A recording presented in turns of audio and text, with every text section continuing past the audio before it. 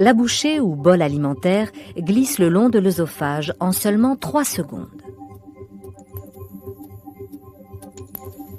Voici la sortie qui mène vers l'estomac, une valve qui se trouve au bout de l'œsophage. Au-delà se trouve l'intérieur d'un sac musculaire. Cette caverne est l'estomac quand il est complètement rempli. Sa capacité maximale est de 1,5 litre. Des acides puissants attaquent et décomposent les aliments, mais il est mystérieusement immunisé contre ces acides. Le secret se cache dans ses parois en zigzag. Elles sont recouvertes de puits profonds bordés de cellules microscopiques. De façon étrange, certaines cellules sécrètent de l'acide chlorhydrique alors que des cellules voisines sécrètent un mucus gluant qui recouvre les parois de l'estomac et l'empêche de s'autodétruire.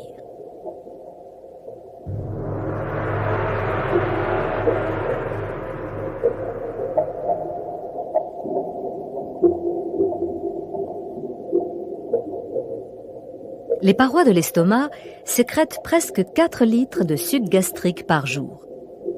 Comme la salive, ces glandes peuvent se mettre en marche dès que l'on pense à de la nourriture.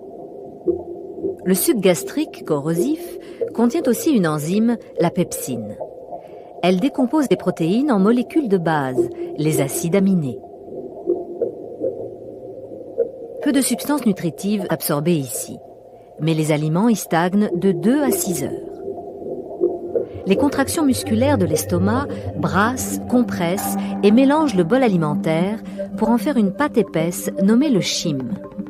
Il facilite l'action des sucs digestifs. Gary a pris son petit déjeuner il y a presque 3 heures. Le bol alimentaire a quitté son estomac pour commencer un périple de 6 mètres à travers l'intestin grêle.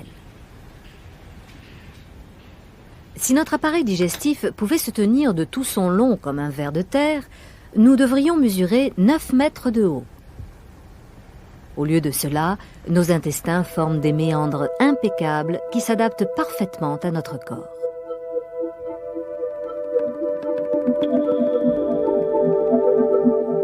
Le péristaltisme continue son rôle de tapis roulant, poussant le chyme vers l'extérieur de l'estomac à travers cette minuscule valve à sens unique.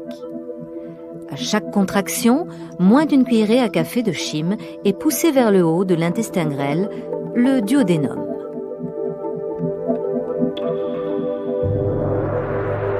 Ici, la surface interne de l'intestin se transforme en un velours doux et humide. Elle est spécialement conçue pour absorber les constituants décomposés des aliments.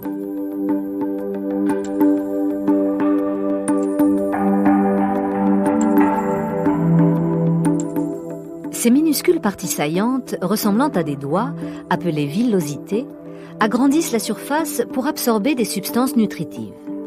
Elles rendent la surface des parois intestinales 10 fois plus grande que la surface de la peau, assez pour recouvrir la moquette de votre salle à manger. C'est ici que les substances nutritives passent de l'intestin dans le sang. Chaque petite villosité contient un réseau de vaisseaux sanguins qui absorbent le glucose et les acides aminés, les matières de base des hydrates de carbone et des protéines. Les graisses passent par des conduits minuscules dans les villosités qui se connectent à un autre système de plomberie du corps humain, les vaisseaux lymphatiques qui finalement se déversent dans le sang. Les substances nutritives des aliments. Après avoir mangé un repas lourd, le sang arrivant d'autres régions du corps irrigue ses capillaires.